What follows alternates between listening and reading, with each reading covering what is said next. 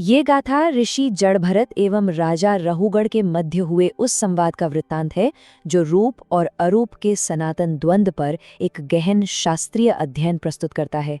यह उस चिरंतन संघर्ष को उजागर करती है जो भौतिक जगत की नश्वर सत्ता और आत्मा के शाश्वत सत्य के मध्य युगों से विद्यमान है। इस पवित्र आख्यान की संरचना 5 सोपानों में विभक्त है। प्रथम, राजसी शोभा यात्रा। द्वितीय, अदृश्य ऋषि का प्राकट्य। तृतीय, रूप का अहंकार। चतुर्थ, सत्य की वाणी। तथा पंचम, स्व का विलय। इस कथा का सूत्रपात उस कालखंड से होता है जब सिंधु सौवीर देश के अधिपति राजा रेहुगण का विशाल एवं ऐश्वर्यशाली सैन्य दल इक्षुमती नदी के पावन तट से होते हुए परम आत्मज्ञान की प्राप्ति हेतु महर्षि कपिल के आश्रम की ओर अग्रसर हो रहा था। वह दृश्य साक्षात राजसी मद एवं आध्यात्मिक पिपासा के गहन द्वंद्व का साक्षी था, जहाँ वैभव का कोलाहल शांति की खोज पर निकला था। राजा रहुगुण स्वयं अपनी राजसी पालकी पर आसीन थे। ये शिविका साधारण नहीं थी, इसे दुर्लभ एवं श्रेष्ठतम काष्ठ से गढ़ा गया था और इसकी संपूर्ण देह पर की गई स्वर्णमय नक्काशी सांसारिक धन एवं मानवीय शिल्प कौशल के चरम शिखर को दर्शाती थी। इसकी प्रत्येक सूक्ष्म रेखा, प्रत्येक पुष्प वल्लरी का उभार मौन रहकर भी उस राजसी वैभव का गुणगान कर रहा था जो पृथ्वी के भार के समान प्रतीत होता था। उन्होंने अपने शरीर पर अत्यंत सूक्ष्म कौशे अंतरीय अर्थात श्रेष्ठतम रेशम से निर्मित दिव्य वस्त्र धारण कर रखे थे। इन वस्त्रों की कोमलता और आभा केवल उनकी देह को नहीं अपितु उनके ऊंचे पद और परिष्कृत जीवन शैली को भी सुशोभित कर रही थी, जो उनके शरीर को सांसारिक श्रेष्ठता के एक अभेद्य आवरण से आच्छादित किए हुए थी। उनके मस्तक पर सुशोभित रत्न जड़ित किरीट ऐसा प्रतीत हो रहा था मानो वह स्वयं सूर्य की नैसर्गिक किरणों से प्रतिस्पर्धा कर रहा हो। इसमें जड़े अनगिनत महारत्नों से परावर्तित होता प्रकाश मात्र एक दीप्ति नहीं अपितु उनके राजसी अभिमान का भौतिक स्वरूप था, जो चारों दिशाओं में अपनी सत्ता का प्रकाश बिखेर रहा था और देखने वालों के नेत्रों को चकाचौंध कर रहा था। राजा के भाल पर अंकित वो मलयज चंदन का सात्विक ललाट चिन्ह उस समय उनकी आंतरिक शांति का नहीं अपितु उनके उस दंभ का परिचायक बना हुआ था कि वे ज्ञान की खोज में निकले एक महान जिज्ञासु हैं।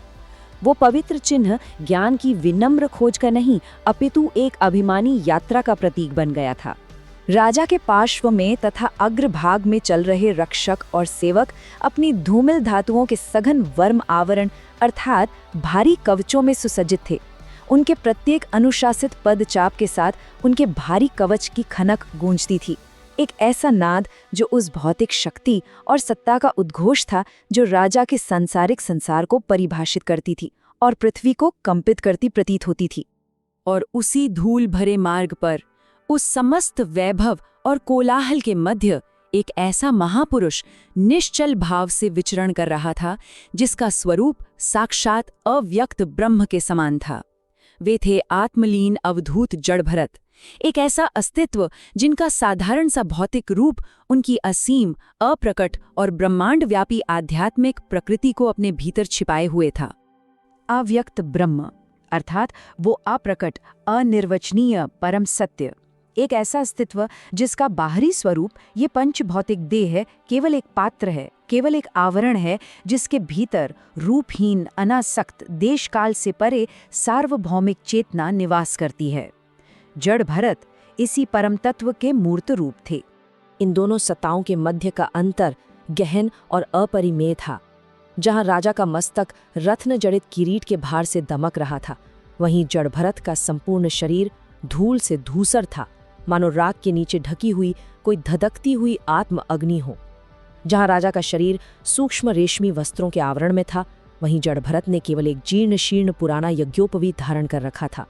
राजा के भाल पर अहंकार युक्त चंदन का चिन्ह था, जबकि जड़ भरत के संपूर्ण अस्तित्व के चारों ओर विशुद्ध सत्व की एक अदृश्य, शांत और शीतल आभा व्याप्त थी।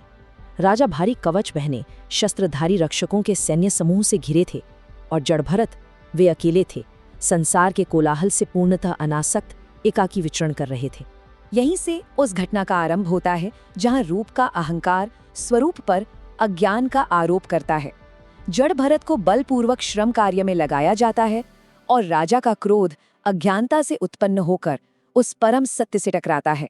घटनाक्रम कुछ इस प्रकार घटित हुआ। राजा की भव्य पालकी को वहन करने वाले सेवकों में से एक मार्ग में ही अकस्मात अस्वस्थ हो गया। तभी राजा के सैनिकों की दृष्टि उस पुष्ट शांत शरीर वाले जड़भरत पर पड़ी और उन्होंने उन्हें बलपूर्वक पालकी ढोने के कार्य में नियुक्त कर दिया। जड़भरत ने बिना किसी प्रतिरोध के पालकी का दंड अपने स्कंध पर उठा लिया और चलने लगे, किंतु उनकी दृष्टि केवल धरातल पर टिकी थी। वे प्रत्येक पद रखने से पूर्व यह सुनिश्चित कर रहे थे कि उनके चरणों के नीचे कोई क्षुद्र जीव भी कुचल ना जाए। इस परम अहिंसा युक्त गति के कारण पालकी का संतुलन बिगड़ने लगा, वो ऊंची नीची होने लगी, जिससे राजा रहुगण का शरीर पालकी के दीवारों से बार बार टकराने लगा और वे क्रोध से भर गए। राजा, जो स्वयं को एक महान ज्ञाता मानकर यात्रा कर रहे थे, ने उस शांत पुरुष पर व्यंग्य करते हुए कहा, अरे भाई, क्या तुम बहुत थक गए हो? तुम्हारा शरीर तो देखने में बहुत हृष्टपुष्ट है। क्या ये पालकी तुम्हें बहुत भारी लग रही है, या तुम अत्यंत वृद्ध और दुर्बल हो गए हो? राजा की यह वाणी साक्षात उस आरोपित बुद्धि का प्रमाण थी। यह अज्ञानियों की वह मूलभूत त्रुटि है जिसमें वे भौतिक शरीर के धर्मों जैसे थकान, दुर्बलता, स्थूलता या शक्ति को शाश्वत, निर्लेप और अप्रभावित आत्मा पर आरोपित कर देते हैं। राजा रहुगण जड़भरत के दृश्य शरीर को देखकर उस पर थकान और निर्बलता का मिथ्या आरोप कर रहे थे। जब राजा के कटु एवं अपमानजनक शब्द अपनी सीमा को पार कर गए, तब उस अवधूत महापुरुष ने अपना चिर मौन तोड़ा और उस अभिमानी राजा को गहन आत्मज्ञान प्रदान करने के लिए उद्यत हुए। उस महापुरुष ने पालकी का दंड भूमि पर रखा और राजा की ओर अपनी वे अधभर चक्षुषा अर्थात विशाल और दिव्य नेत्रों से दृष्टि डाली। उन नेत्रों में समस्त ब्रह्मांड का ज्ञान और एक असीम शांति समाहित थी। एक ऐसी दृष्टि जिसने क्षण भर में राजा के अहंकार को जड़ से कंपित कर दिया। जड़भरत के मुख से जो वाणी निस्सृत हुई वो साक्षात वेदों का सार थी।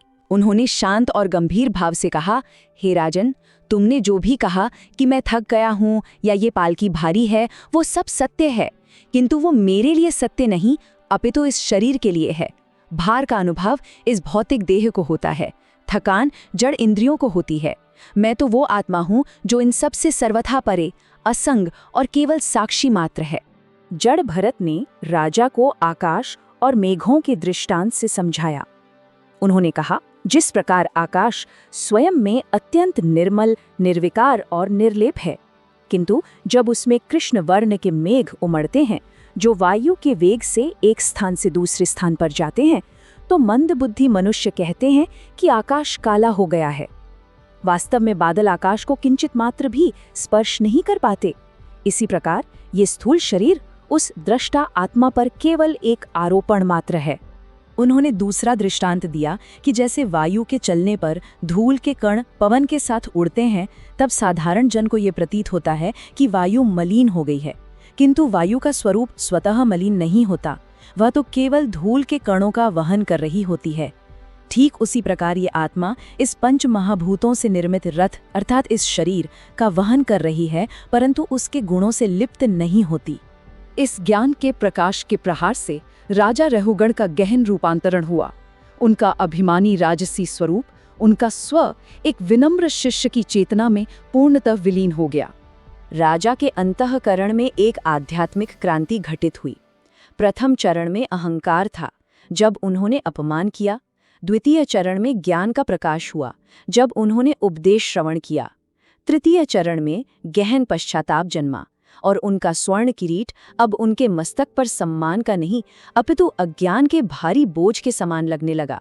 और अंतिम चरण में उन्होंने पूर्ण समर्पण किया और पालकी से नीचे उतरकर दंडवत प्रणाम किया। तब राजा अपनी पालकी के वैभव से नीचे उतरे और उसी मार्ग की धूल में जड़भरत के चरणों में दंडवत लेट गए। उस क्षण राजा के माथे का वो तामसी तिलक, जो अब तक उनके राजसी अहंकार का चिन्ह था, पश्चाताप की अश्रुधारा से धुल चुका था। उनकी शारीरिक मुद्रा उनके आंतरिक पूर्ण समर्पण का अचूक प्रमाण थी। नैमिषारण्य की ज्ञान सभा में उपस्थित मनीषियों ने इस गाथा से ये परम रहस्य समझा कि वास्तविक कवच सात्विक उराह त्राण है, अर्थात ज्ञान का हृदय कवच। पद और प्रतिष्ठा का ये भारी भौतिक कवच कोई वास्तविक सुरक्षा प्रदान नहीं करता। अहंकार का मलिन तिलक पतितों की निशानी है और परम मुक्ति केवल जड़ भरत द्वारा दर्शाए गए आत्म साक्षात्कार के मार्ग से ही संभव है।